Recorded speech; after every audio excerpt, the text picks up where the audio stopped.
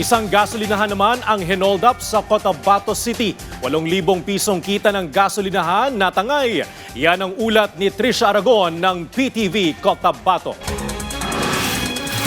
Isang alleged robbery hold-up incident ang naitala sa isang gasoline station sa Cotabato City. Kinilalang biktima na si Jessa Christy P. Sanchez, 45 years old, isang station supervisor at residente ng Barangay Rosary Heights 9. Naganap ang insidente bandang alas 4:03 ng hapon noong March 18, 2026 sa isang gasoline station na matatagpuan sa Barangay Rosary Heights 7.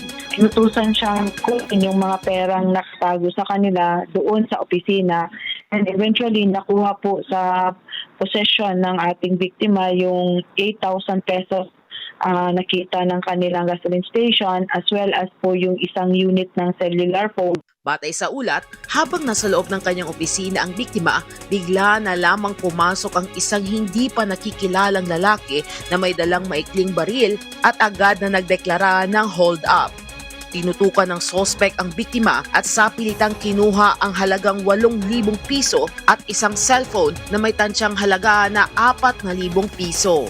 Unidentified pa itong male person na ito, no? Hanapan ng paraan ng ating investigating team para makilala talaga yung true identity nitong suspect na ito, no?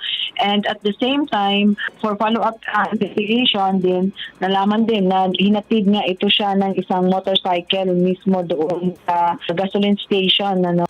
Matapos may sagawa ang krimen, agad na tumakas ang sospek. Sa kasalukuyan, patuloy ang investigasyon ng mga otoridad upang matukoy at madakip ang sospek. Sundin po natin ang patakaran na pamahalaan at ng ating PNP, yung paglalagay po sana ng CCTV natin.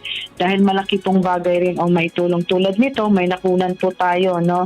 Na which is could help also para magkaroon ng hit ng ating investigation po.